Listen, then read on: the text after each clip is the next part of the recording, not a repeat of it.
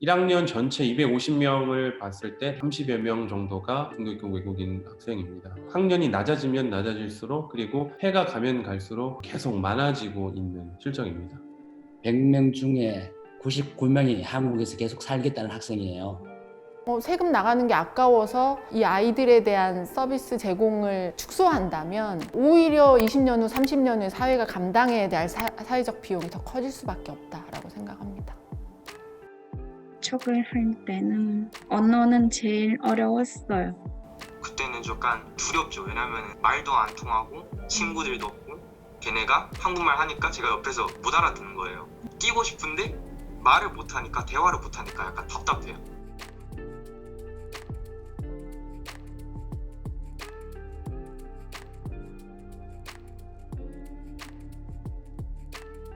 중도입국 청소년은 일반적인 다문화 가정 아이들하고는 분명하게 차이가 좀 있습니다.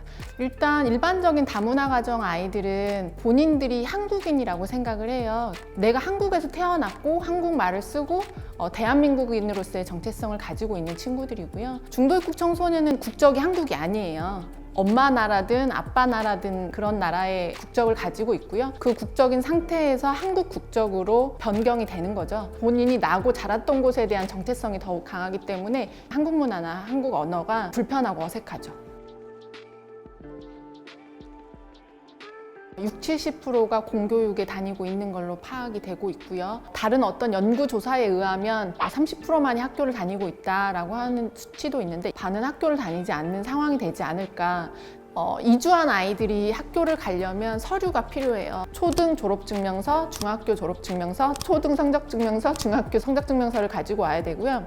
그러면 이 4가지 서류를 번역 공증 인증을 받아와야 돼요. 그다음 공증을 받고 영사 인증을 받아야 되는데 그럼 영사 인증을 한국에 있는 베트남 영사관에서 받으면 되는 거 아니야? 라고 생각하실 수 있지만 그렇지 않고요. 베트남에 있는 한국 영사관에 가서 받아오셔야 돼요. 그러니까 결국에는 브로커를 쓰거나 직접 본국을 다녀오시거나 정말 운 좋은 케이스는 2~3개월 걸리고요. 보통은 1년 이상 걸리세요. 그러면 아이들이 그 기간 동안에 학교를 당연히 갈 수 없고요. 아마 2년쯤이요. 그럼 그동안은 뭐를 하면서 지냈어요? 센터에서 한국어를 배웠어요. 1년 반 동안. 그러니까 저희 센터를 다니는 아이들 같은 경우에는 이제 사실은 행복한 상황인 거죠. 이런 센터가 없는 지역에 거주하는 아이들은 오히려 그냥 몇몇 종교시설, 그러니까 뭐 기독교나 불교와 관련된 거기에서 3, 4, 5 모여가지고 한국어 교육을 해준다거나 그런 거고 대다수는 집에 있어요. 사실 서류 안내 해주는 데가 없어요. 가면 그런 서류가 필요해? 라고 하는 걸 생각하지 못하는 거죠. 학교를 들어갈 수 있게끔 입학 절차를 좀 정확하게 안내해 주는 곳이 분명하게 있어야 되는 거고 사실은 부모님들이 어렵게 서류를 준비를 해서 학교에 들여보냈다고 하더라도 70% 이상의 아이들은 적응에 힘들어 하고요. 단위 수업 안에서 이 아이들이 다른 내국인 아이들처럼 따라간다는 건 굉장히 불가능에 가까운 일이죠.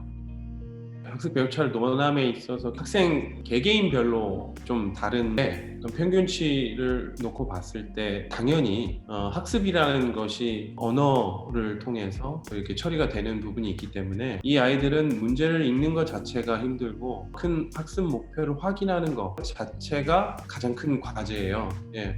하물며 가정통신문 같은 걸 뭐 카톡이든 문자든 혹은 종이로라도 주더라도 내가 읽을 수 있는 언어로 번역이 되어 있지 않으면 사실상은 학교에서 무슨 얘기를 하는지를 알 수가 없는 거죠.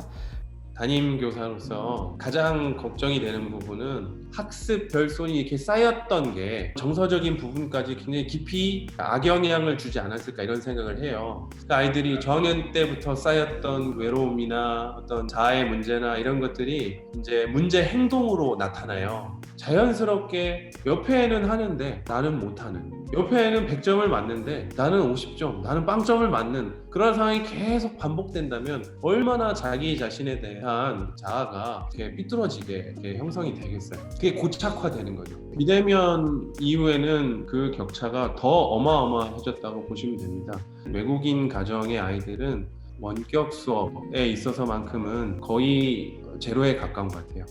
모르는 거는 직접 선생님께 물어볼 수 없어서 자기 스스로 찾고 연습, 복습해야 돼요. 그러니까 그 친구들은 한국어 실력은 그렇게 잘하지 않아요. 그래서 약간 이해하기 어렵고 또 물어볼 사람 없으니까 그것 대해서 좀 어려워요. 부모님은 다 일을 열심히 하니까 저랑 만날 시간이 별로 없으니까 저 혼자서 공부를 해야 돼요. 사실 아이가 가지고 있는 교육적인 자산, 문화적인 자산이 무엇인가를 봤을 때 가장 큰 게 부모가 그 아이와 함께하는 시간이거든요. 외국인 가정은 그 부분이 굉장히 힘들죠. 물론 이제 담임 입장에서는 어머님 댁에서 이런 것도 좀 챙겨주시고 이렇게 해주세요라고 말을 하고 싶은데 그 의사 전달하는 것도 어렵고 외국인 가정에는. 그리고 대면 수업에서 선생님이 안내를 해서 눈치를 봐서 아 이렇게 하라는구나 라고 이해까지는 할 수 있어요. 근데 링크를 눌러서 영상이 나오니 그 모든 영상은 한국어예요. 영상 자체 원 소스가 한국어이기 때문에 그 아이들은 그냥 그림만 보고 있는 거죠. 이종원 강사분들께서 옆에 딱 보조교사로 붙으셔서 번역을 해주시고 소통을 하면서 진행을 하면 너무나 좋을 텐데 우선 1,500명이 넘는 저희 학교에서는 이중언어 강사분이 2분 계시고 이중언어 강사는 최대 14시간 대부분 고용이 돼 있을 거예요. 그래서 하루에 길어봐야 2시간, 3시간 이 정도 오시거든요. 오전에 수많은 가정통신문들 또는 안내장들 이런 것들을 번역해 주시는데 2시간이 금방 가요. 이분들이 이런 비대면 상황에서 특히나 교과 학습에 투입되기에는 너무나 어불성설에 부족한 노동력이에요. 그래서 그 아래 번역이 되거나 통역을 해서 안내를 하거나 그렇게 하지 않는 이상은 아마 시간이 가면 갈수록 이렇게 격차가 더 커질 거예요. 저 개인적으로 저희 학급 명단 받았는데 우즈베키스탄 아이 1명 그리고 러시아에서 온 아이 2명 이렇게 있더라고요. 이 아이들을 어떻게 가르칠까 고민을 하는 와중에 코로나가 터졌고 그래서 고민하다가 더빙스쿨 프로젝트를 한번 해보면 어떨까라고 해서 말 그대로 이제 더빙을 해서 이제 아이들에게 교육적인 컨텐츠를 제공하자라는 취지에서 생겨난 봉사 프로젝트인데요. 다문화 특히 중도입국 학생들을 위해서 특화된 온라인 콘텐츠를 만들고 있습니다. 1학년 교재를 직접적으로 한국에서 먼저 수업을 하시고 그 다음에 러시아어, 베트남어, 중국어 이렇게 각종 언어로 더빙을 해주기 때문에 연결만 된다면 그쪽 언어에 가지고 있는 학생이 수업을 따라올 수 있도록 하고 있는 상태예요. 부모님도 그렇고 아이도 그렇고 그 영상을 보고 공부가 잘 된다. 근데 그런 학습적인 면보다 훨씬 더 큰 거는 우리 아이가 학교에서 굉장히 신경 쓰고 있구나, 돌봄을 받고 있구나, 그 부분에 감동을 받으셨던 것 같아요. 오히려 저는 학교 현장에 계시는 선생님들의 역할이 더 중요하다고 봐요. 맨 처음에 서운한 것도 많았죠. 한 우즈베키스탄에서 온 친구 같은 경우에는 맨날 국어 시간마다 선생님이 책을 읽어보라고 시킨다는 거예요. 다 돌아가면서 읽어보라고 하는 게 아니라 그냥 걔한테만 시키는 거예요. 그 친구 같은 경우는 고등학교 3년을 다닌 동안 담임 선생님이 그 친구가 한국말을 할 줄 안다는 걸 모르셨어요. 그래서 저희가 이 아이가 대학을 가야 되는데 진학 상담 좀 해주셔라 라고 말씀을 드렸더니 저희한테 걔가 한국말을 할 줄 알아요? 이렇게 얘기를 하시더라고요. 아이들에 대해서 좀 알려고 노력하지 않지 않으셨나 이런 생각이 좀 들고요. 그렇다고 선생님들한테 모든 걸 맡길 수는 없다고 보고 우리나라 예산 중에 가장 적은 예산을 교육부가 가지고 있기 때문에 이주민 비율이 높다. 아이들 중에 그런 학교에만 예비학급과 이중언어 강사를 파견하는 거예요. 그렇기 때문에 이주민 비중이 좀 많은 학교로 그 예산이 갈 수밖에 없고 이주자나 다문화 가정 아이들은 그 학교로 가는 거예요. 그러니까 그쪽으로 쏠림 현상이 당연히 나올 수밖에 없고 한국학급, 예비학급 이런 걸로 지정을 받으면 지원을 3년밖에 못 받아요. 학교 현장에서는 그럼 이 많은 아이들을 우리가 어떻게 케어하냐. 교대나 사대를 다닐 때는 한국 학생들을 대상으로 교육을 하는 것만 배워오신 거죠. 이제는 외국 아이들을 케어하는 법을 배우라 하니 너무 어려운 거예요. 그래서 저는 이 학교 현장에 계신 선생님과 민간에 있는 저희들이 좀 협업을 좀 정확하게 하는 게 좋다라는 생각이 들고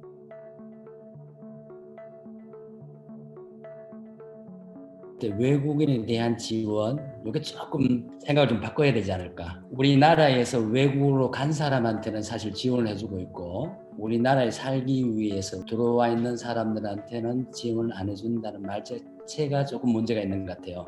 근데 사람마다 다르죠. 근데 편견은 있는 것 같아요. 편견 있는 사람이 있는데 근데 저는 그냥 편견 있으면 있어라. 나는 너 상관없으니까 이런 식으로 생각하거든요. 저는. 나는 외국 사람들에 대해서 공감대를 가지고 있어, 개방적이야 이렇게 본인은 느낄 수 있지만 실제 행동은 다를 수 있거든요.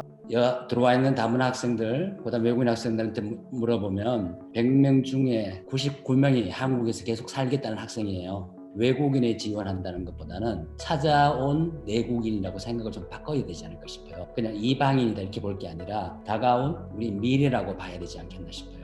크게 본다면 경제적인 문제라든가 인구 문제라든가 모든 것을 해결해 줄 수 있는 길이지 않을까 싶어요. 세금 나가는 게 아까워서 이 아이들에 대한 서비스 제공을 만약에 축소한다면 오히려 20년 후, 30년 후에 사회가 감당해야 될 사회적 비용이 더 커질 수밖에 없다라고 생각합니다. 너는 당연히 언어를 못하기 때문에 우리나라에서 적응을 하려면 당연히 어려울 수밖에 없고 당연히 공부를 못할 수밖에 없지, 이게 아니라 그들이 우리나라의 어떤 역할과 어떤 버팀목이 될지 모르는 거거든요. 또 어떤 국제적인 역할을 할지도 모르는 거기 때문에 사실은 이들이 그러니까 출발선상에 갖지 않은 부분들에 대해서는 사회적 배려가 필요하고 복지적인 서비스가 지원이 돼야 된다고 생각을 해요.